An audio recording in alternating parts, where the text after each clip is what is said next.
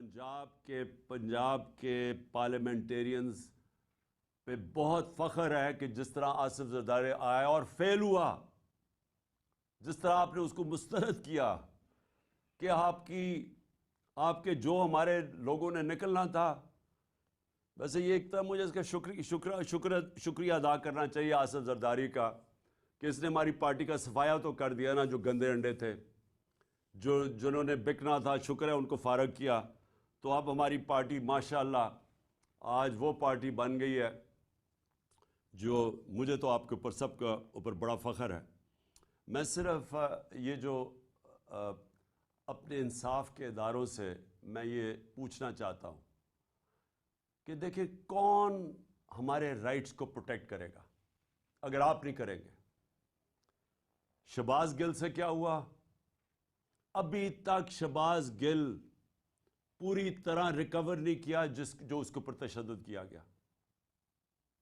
ابھی تک اثرات ہیں اس کے، آج بھی وہ ہاسپٹل میں پڑا ہوا ہے. اعظم سواتی سے جو ہوا، میں سب سے پہلے تو اعظم سواتی آپ کو سلام کرتا ہوں اپنی قوم کی طرف سے. اس عمر میں جو اس سے کیا گیا، اس کی ڈگنیٹی، میں پھر سے کہتا ہوں آئین کی جو شق 14 ہے، رائٹ ٹو ڈگنیٹی، اس سے جو کیا گیا، میرے خیال میں گوانٹانامو کے اندر بھی جو جنگی قیدی تھے جو امریکہ نے رکھے ہوئے تھے، ان سے بھی یہ نہ ہو.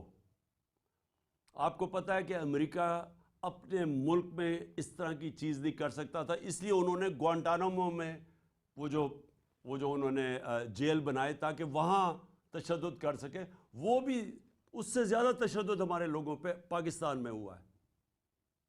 وہاں بھی اس طرح کا تشدد نہیں ہوا.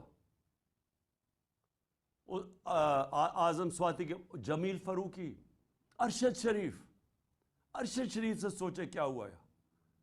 پتہ ہے کہ کون سی ایجنسیز نے اس کو دھمکیاں دی جس کی وجہ سے ملک چھوڑ کے گیا،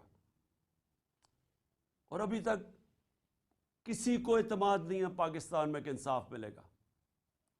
یہ جو فرحان جس کے اوپر مونس الائن نے ٹویٹ کیا، ان کا ایک قریبی دوست کو پریشرائز کرنے کے لیے کاف لیگ کو، جو فرحان سے کیا گیا، 3 دن اس کو اٹھا لیا، 3 دن اس کو اٹھایا، زخمی حالت میں وہ عدالت پہ گیا اور عدالت میں وہ بول ہی کچھ نہیں سکا.